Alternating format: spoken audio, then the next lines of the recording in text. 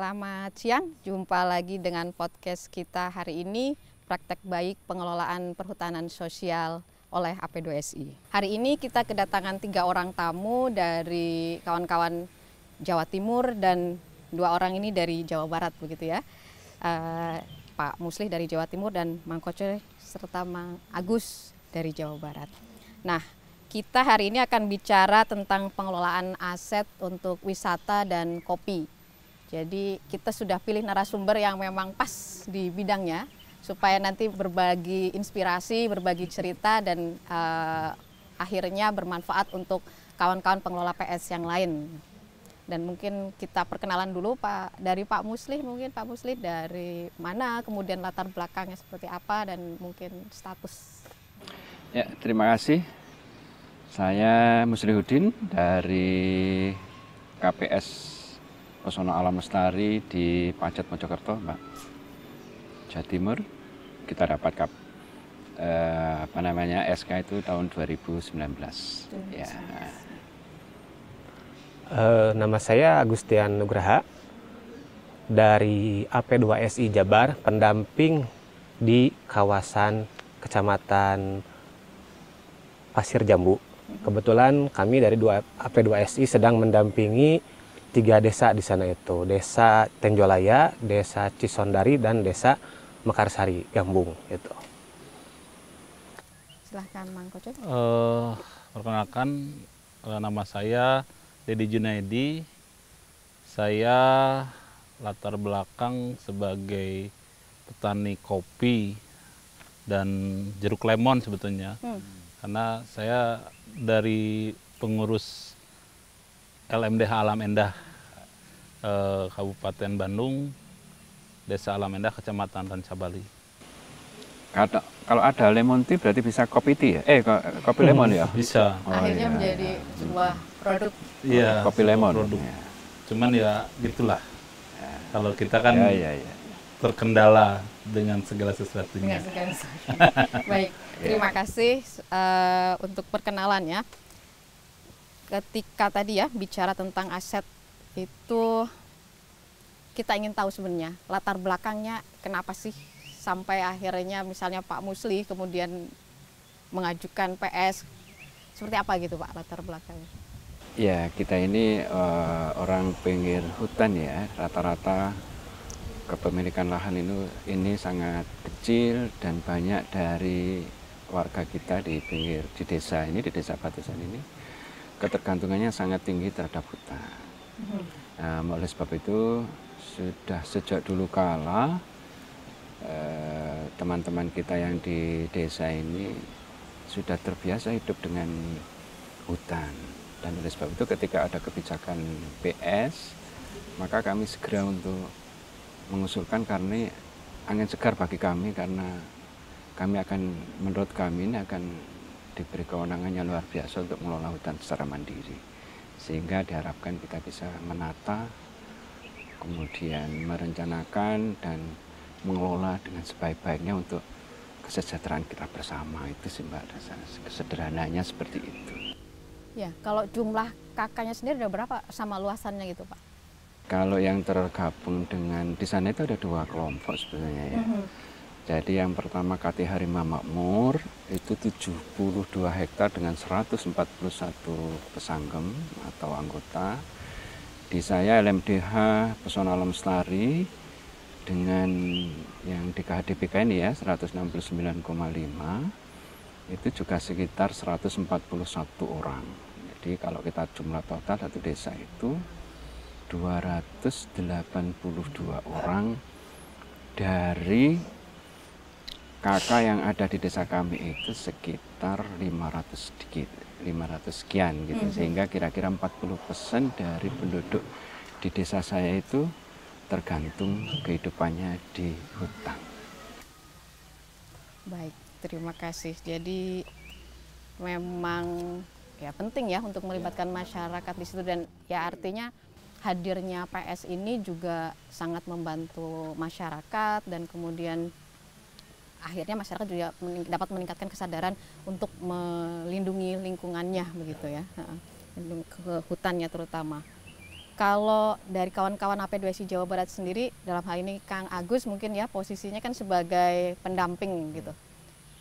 Apa latar belakangnya untuk mendampingi di wilayah tersebut? Apakah memang mereka memohonkan atau seperti apa prosesnya begitu? Ya, memang pada awalnya itu kita berdasarkan permohonan dari kelompok di sana mengajukan untuk didampingi, terutama setelah pasca keluarnya surat keputusan dari Menteri tentang persetujuan pengelolaan di kawasan hutan dengan pengelolaan khusus. Itu pada bulan September tahun 2023 udah dikeluaran SK, kemudian setelahnya, 1 bulan setelahnya mereka mengajukan permohonan untuk didampingi.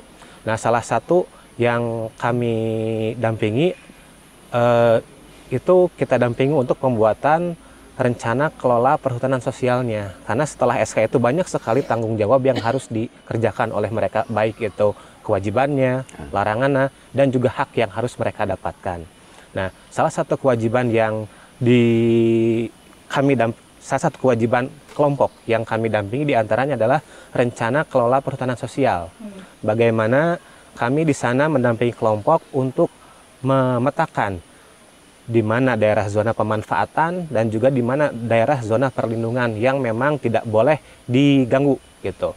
Jadi tujuannya supaya tadi prinsip hutan lestari itu betul-betul kita laksanakan gitu. Nah, kemudian pada RKPS ini kelompok juga di sana setelah memetakan zona perlindungan dan zona pemanfaatan. Nah, di zona pemanfaatan inilah yang menjadi sumber mata pencaharian bagi para petani di sana. Di antaranya yang mereka usahakan saat ini di kawasan hutan itu yaitu ada kopi, ada ini ya contohnya. Iya, betul.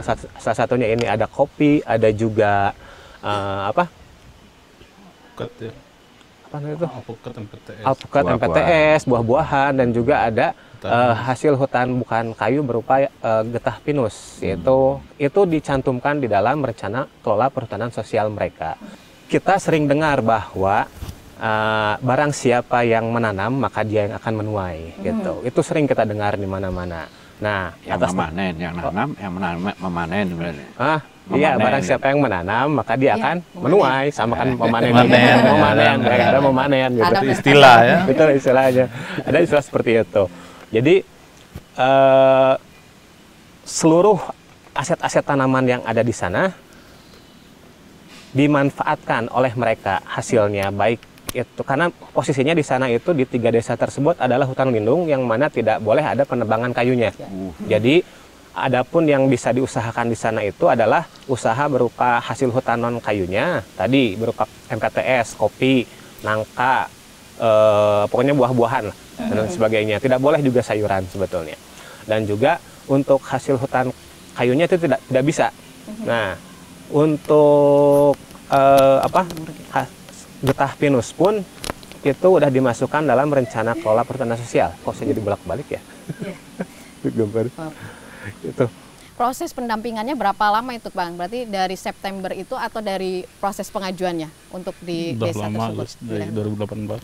Kalau untuk pendampingan itu kita sejak 2018 sudah sosialisasi untuk perhutanan sosial di sana. Sejak awal itu ya masih P39 dan P83.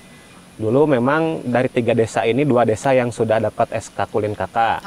Itu Tenjolaya dan Cisondari. Untuk desa Mekarsari memang belum dulu, walaupun sudah diajukan dulu juga, cuman belum mendapatkan SK. Nah, terakhir 2023 ini semuanya 3 desa ini masuk, yang 2 transformasi, yang 1 permohonan baru. Semuanya hutan kemasyarakatan skemanya saat ini.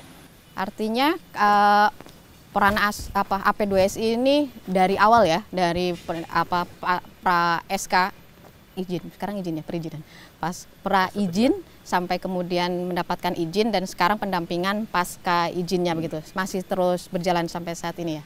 Ya, masih.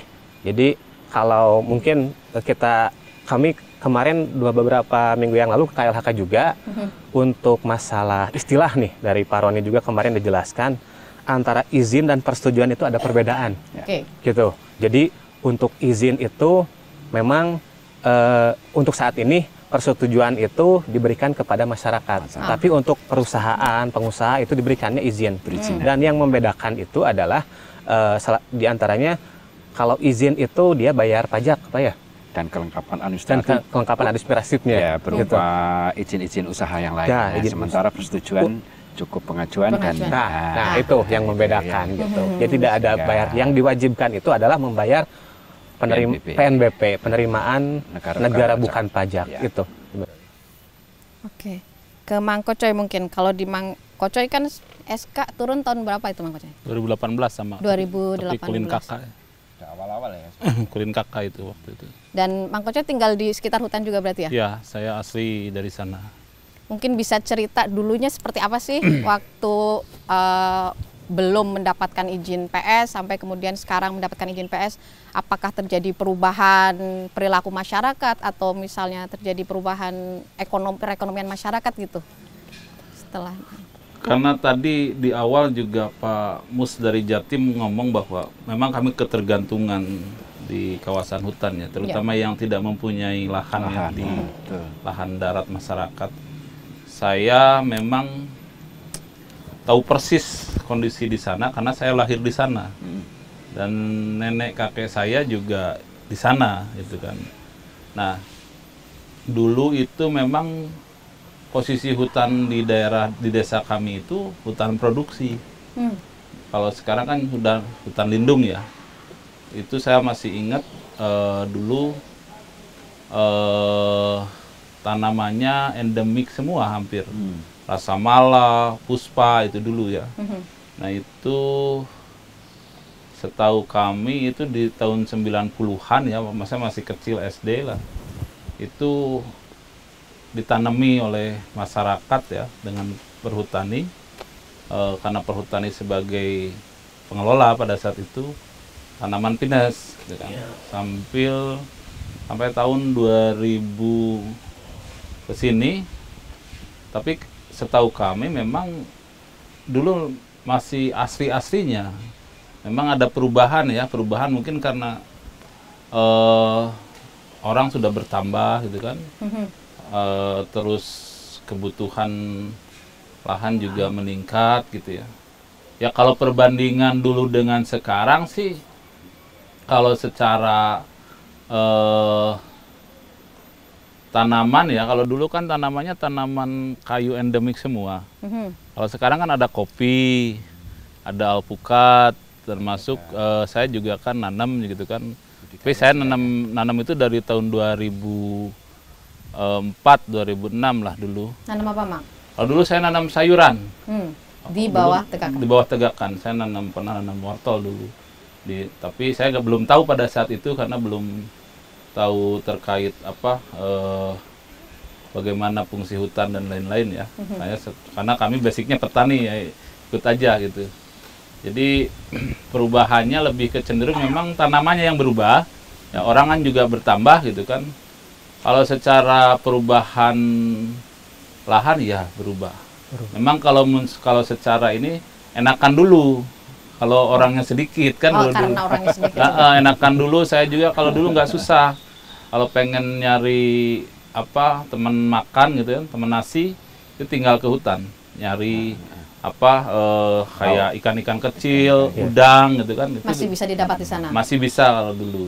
Nah, kalau sekarang udah susah, harus ke yang lebih dalam lagi.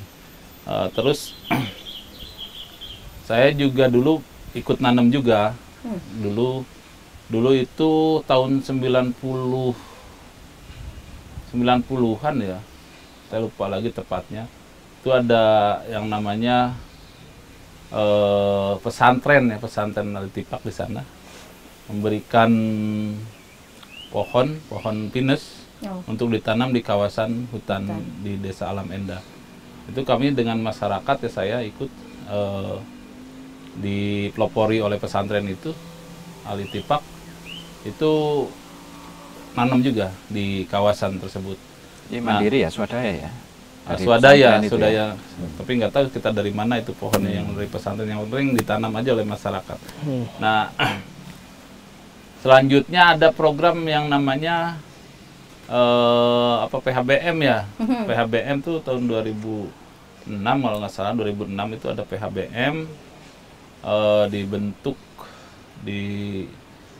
lembaga masyarakat desa hutan LMDH. Saya pada saat itu belum jadi pengurus, masih bertani. Tapi ketika LMDH ada 2006, saya nggak bercocok tanam di kawasan hutan. Saya nggak karena rugi dulu, rugi, sayuran rugi. Jadi saya kembali dan saya bercocok tanam di luar kawasan hutan. Itu. Jadi petani. Jadi petani tetap, jadi petani. Setelah itu saya dengar-dengar yang lain nanam kopi gitu kan, ada yang nanam sayuran juga. Ikut. Saya baru ikut lagi gitu kan, ikut nanam. Nggak luas sih, cuman paling berapa meter persegi gitu. Itu pun di punggungan gini, bukan di yang ini. Sekarang sudah kerasa, sudah mendapatkan hasilnya dari penanaman tadi gitu. Sudah mendapatkan hasilnya, ya. Gitu. Tapi belum maksimal. Ya, belum maksimal. Sudah mendapatkan hasilnya, itu yang PS ya, yang sekarang udah PS itu. Yeah. Baru saya bisa merasakan itu ketika ada PS tahun 2016. Itu PS masuk, saya karena sudah ada lahan yang terdahulu, saya lanjutkan, gitu kan. Dilanjutkan, saya nanam kopi sama alpukat, termasuk madu. Madu, jenisnya Apis cerana. Saya nanam dan dibantu oleh kakak senior saya yang ada di Jakarta pada saat itu, dibantu untuk permodalannya. Nah, itu. Jadi udah panen, jeruk udah panen, kopi belum maksimal karena terbentur dengan tapi secara umum sekarang sudah istilahnya agak nyaman, udah nyaman lah. Saat ini sudah. Udah nyaman sekarang ini, ya tinggal ini saja penambahan penyulaman dan modal itu aja. Ya, tadi berarti sudah masuk dalam aset ya, pengelolaan aset di Alam Endah udah seperti itu ya. Ya. Berarti sudah berdampak cukup baik itu. Berdampak cukup baik secara ekonomi ya. Secara ekonomi untuk anggotanya. Ya. Jumlah anggotanya berapa di sana? Kalau sekarang ya. Sekarang itu kalau dulu di SK itu 629. Berarti luasannya 300. Luasannya itu kalau di SK Kulin KK ya. Itu kurang lebih 1198,98 hektar. Luasannya ya. Karena wilayah kami juga kan wilayah wisata. Wilayah wisata juga ada di sana namanya Kawah Putih. Itu masuk wilayah ke Alam Endah. Sebagian desa Alam Endah, sebagian desa tetangga. Itu. Masuk lokasi PS? Kalau di Kulin KK ya. Kalau yang sekarang yang ke HDPK itu sebagian, paling 80% yang masuk ya. Tapi mayoritas yang masuk itu di KHDPK RHL. RHL. KHDPK-nya RHL. PS ya. PS-nya sekitar 40 hektaran. Ya. Nah, kembali ke Pak Musli mungkin.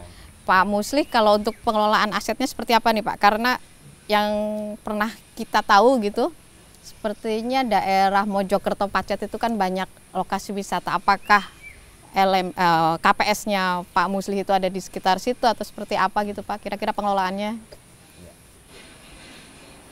Pengelolaannya tetap Pak, ada dua kelompok besar. Yang satu adalah jasa lingkungan, yang satu adalah pemberdayaan yang bersifat agroforestry, agrosilvopastural gitu. Jadi sebagian masyarakat yang anggota tadi kita beri, atau yang sudah sebagian existing, sebagian kita tambah dengan adanya SK itu lahan garapan secara personal. Dia seperti juga di Jawa Barat mengerjakan apa saja yang bisa mereka kerjakan yang bisa mendapat hasil. Ada buah-buahan, sayur, kemudian ternak, hijauan makanan ternak dan sebagainya, termasuk pakis gitu ya.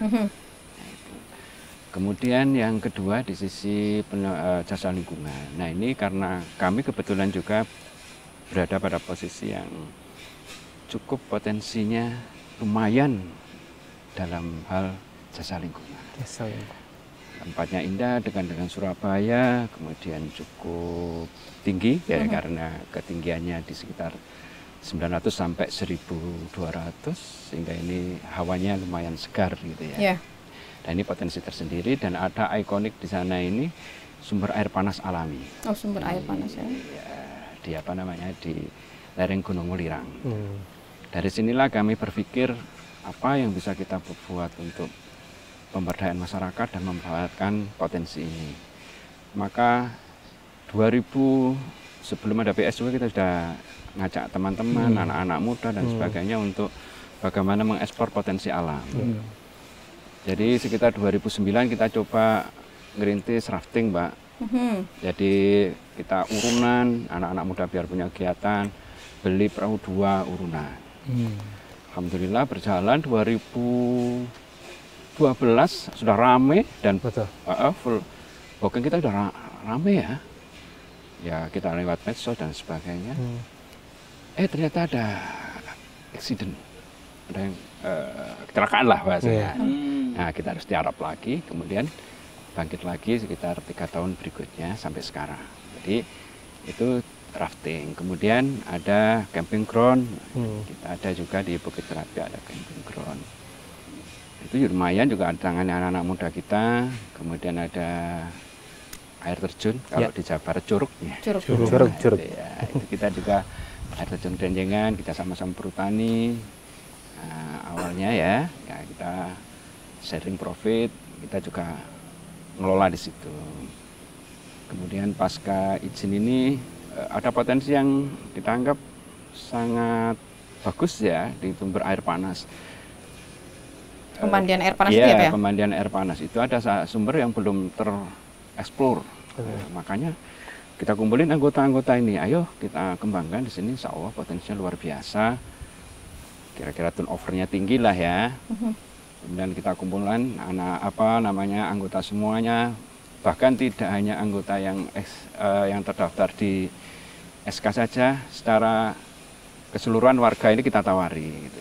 Siapa yang mau urun, siapa mau ikut saham dan sebagainya. Maka dari penawaran itu terkumpullah anggota sejumlah 65 orang, Mbak. Ya, dari 65 orang ini kita sudah punya tekad kuat bagaimana ini bisa jadi. Ya, dari 65 orang ini waktu itu kita target 500 miliar ya, atau 500 juta. Dan dengan swadaya itu dari 65 ini terkumpul 523. Jadi ada sedikit dari antara perkiraan ini sudah terlampaui lah antaranya. Ini kita buat memulai. Nah, alhamdulillah ini 2020 ya, kita mulai 2021 akhir Covid itu kita coba apa adanya, kita coba buka. Begitu Covid dicabut, pembatasan berkumpul dan sebagainya dicabut, 2022 kita coba running. Alhamdulillah di 3 semester itu sudah kita dapat BEP. 3 semester itu berarti 1,5 tahun ya? 1,5 tahun. Jadi ini kemudian kita punya putusan separuh pendapatan itu kita buat investasi, separuh kita bagi. Karena sudah BEP longgar, Mbak. Artinya kita tidak punya beban pengurus ini terhadap modalnya konco-konco teman-teman yang ikut saham. Nah, pengembangan sekarang kita sudah dengan mulai awal 2020 sampai sekarang tidak pernah memberhentikan pekerja. Setiap hari dulu 8, sekarang kita tambah 2. Itu pekerja konstruksi.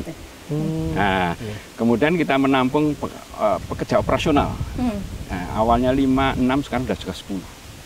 Artinya kita secara langsung di situ sudah 20 orang setiap hari sudah bisa kita bayari, kita hidup di situ dan sebagainya. Di samping jadi ada lapangan kerja. Ada lapangan pekerjaan di samping pendapatan yang sisa hasil usaha tadi. Nah, kita punya target ke depan bisa lebih luas lagi. Dan target sekarang ini menyelesaikan ruang target kita tambah, dan tahun berikutnya kita punya kafe dan 10 gotik, Mbak. Nah, nanti silakan kalau mau ke sana mampir bermalam di kita ya tetap kita ces.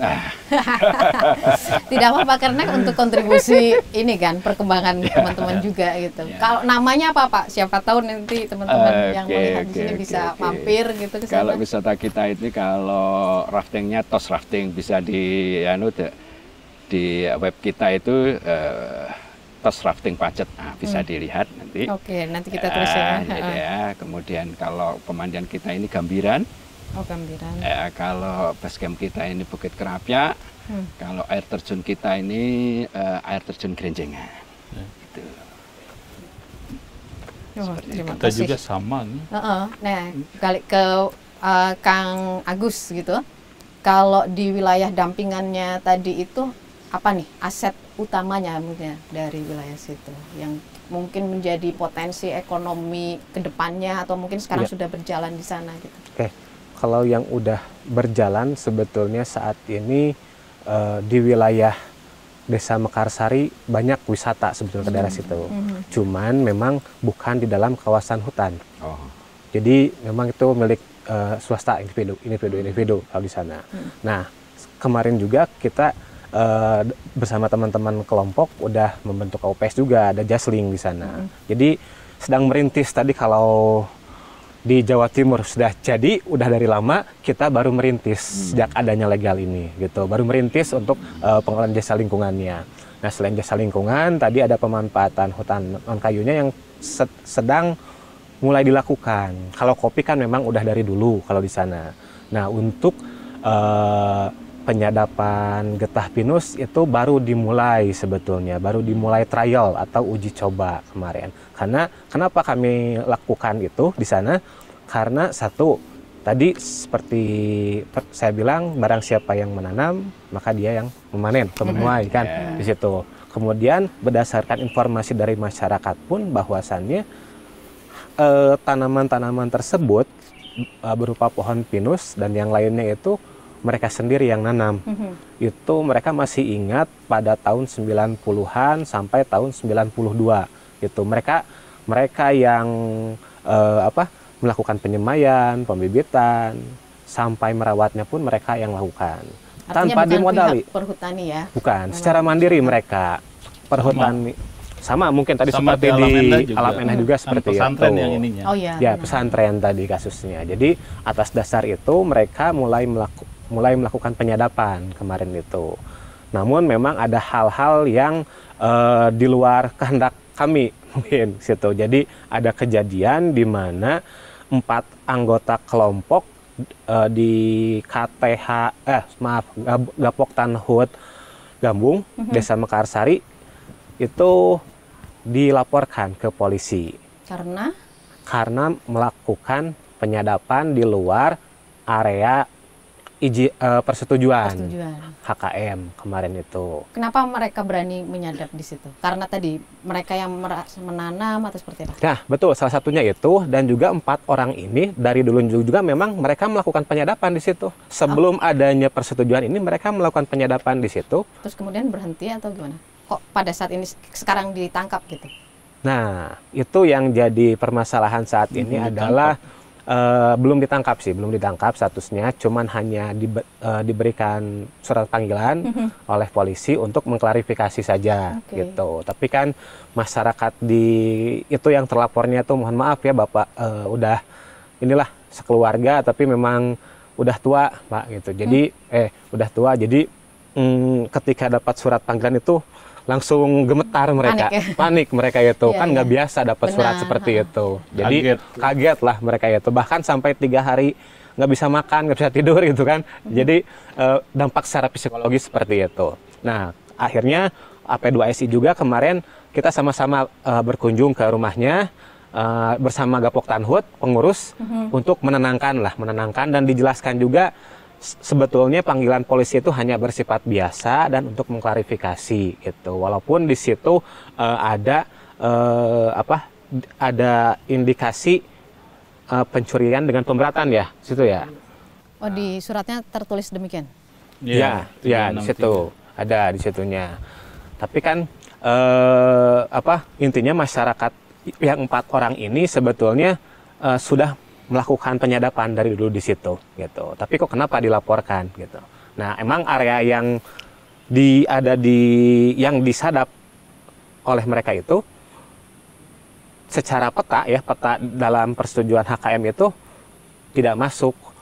Namun pada saat validasi dulu itu lokasi yang sadapan mereka itu dilakukan validasi subjek dan objeknya gitu. Sudah ada sebetulnya, namun pas keluar SK dan lampiran petanya itu tidak masuk. Itu yang jadi konflik sebetulnya. Kalau kami di sana sebutnya jalur Gaza lah gitu di sana itu. Tapi maksudnya peran AP2SI berarti di sana masih sangat dibutuhkan gitu ya, sama teman-teman di anggotanya gitu. Betul. Jadi selain kami juga memang karena AP2S ini fokus di tata penguatan kelembagaan, usaha, dan juga pendampingan. Situ kita juga berkolaborasi dengan kawan-kawan yang lain. Kita ajak juga di sana PBHI Jawa Barat untuk sama-sama mengedukasi masyarakat terkait hukum. Karena selama ini faktanya masyarakat itu memang masih minim pengetahuannya soal hukum, apalagi urusan dengan kepolisian dan lain sebagainya. Itu memang harus mulai diedukasi karena apa? Posisinya mereka saat ini adalah sebagai pengelola persetujuan pengelolaan di sana. Jadi mau tidak mau harus melek juga nih ketika dipanggil polisi ya biasa aja gitu, seperti itu. Benar. Ya, kalau ini terakhir mungkin ya, apa sih pesan untuk pengelola PS yang lain? Karena kalau di sini saya melihat peran pendamping ini sangat penting gitu ya. Nah, ini apa pesan-pesan dari Bapak-bapak semua yang ada di sini terkait dengan pengelolaan perhutanan sosial supaya bermanfaat bagi teman-teman yang lain? Saya dulu ya? Boleh, mangga. Nggak usah panjang-panjang. Secara ini dampaknya positif ya untuk masyarakat. Ada ketenangan, ada kenyamanan dalam berkegiatan itu. Tapi ada juga yang memang jadi PR itu adalah pasar. Kejelasan pasar, karena sekarang ini masalahnya pasar ya, karena masyarakat itu sekarang jualnya kemana saja, yang penting harganya lebih tinggi gitu kan, jadi tidak terkondisikan oleh satu pintu, belum terkondisikan satu pintu. Harapannya nanti kelompoklah yang menjadi pembeli ya, satu pintu yang kelompok bekerja sama dengan pihak yang lain. Jadi secara ini memang ada peningkatan secara ekonomi, dan tadi betul dikatakan oleh dari Jawa Timur Pak Mus bahwa mengurangi tenaga kerja itu. Mengurangi apa menambah? Ya, jadi mengambil ya. Jadi kebutuhan tenaga kerja itu, jadi ketika ada PS ini membantu. Jadi bisa bekerja, membantu baik anak muda atau siapa gitu yang memang ada di wilayah tersebut. Yang penting orangnya mau bekerja. Kang Agus mungkin ada saran atau kalau pesan? Dari saya sebetulnya menyambung dari Pak Dedi dan Pak Solihin, Pak Muslih. Kalau di kami memang banyak yang baru merintis dan di sini memang sudah banyak gitu. Ini jadi bahan upaya kami supaya impian lah, harapan dari kelompok juga bisa mencontoh atau menduplikasi apa yang dilakukan oleh Pak Muslih di sana. Jadi hidup kaya raya ya Pak Muslih, mati kita masuk surga. Amin. Gitu. Amin. Gitu. Itu doa sapu jagat sebetulnya. Rabbana atina fid dunya hasanah wa fil akhirati hasanah wa qina adzabannar. Kita selalu berdoa seperti itu sebetulnya. Amin. Harapannya semoga dalam pelaksanaannya nanti itu bisa tenang lah masyarakat. Itu mungkin dari saya. Pak Muslih mungkin. Ya. Dari kami sederhana, begitu kami diberi persetujuan PS punya harapan masa depannya lebih bagus. Karena pertama kita juga akan memperoleh kesempatan mengelola, mengembangkan potensi aset, dan saya yakin ke depan akan bisa meningkatkan per kapita yang cukup signifikan. Jadi kalau bayangkan ya, kita punya 100 atau 200 tadi, ada sekian durian yang panen, maka yang jelas miliaran. Ya, tuh. Kalau dari sekian apukat yang tertanam juga miliaran. Kalau itu kopi juga miliaran, jasa wisata miliaran. Kalau kita akumulasi bisa jangan muluk-muluk 10 miliar saja. dibagi 200 sudah 50 juta, sama dengan pegawai negeri, Mbak. Ya. Itu Tuh. kata sederhana. Ya. Dan itu bisa tercapai lebih dari itu menurut saya, kalau itu kita kelola sebetul-betulnya. Maka ke depan insya Allah dengan HMPS ini hutan lestari masyarakat sejahtera itu akan bisa Amin. terwujud. Kaya raya dan masuk surga. Ya, ya. Terima Amin. kasih semuanya, sangat Terima menyenangkan kasih. pembicaraan kita hari Iya, ini. iya, Jadi untuk yang ada di luar sana, jangan ragukan kemampuan masyarakat gitu untuk mengelola hutan. Insya Allah kami bisa mengelola dengan baik gitu, terutama apalagi kalau misalnya ada kerjasama dengan beberapa pihak yang lain gitu ya. Kalau misalnya melihat tadi di sini kan peran dari masyarakat, kemudian pendamping dan petani ini saling bersinergi sehingga kami bisa melihat di 3 tempat yang berbeda ini ternyata bisa menampakkan hasil yang cukup bagus. Gitu. Itu mungkin podcast kita hari ini, kita sambung di lain hari dan semoga bermanfaat. Terima kasih. Kopi dulu. Ya. Kopi, kasih. Hasil produk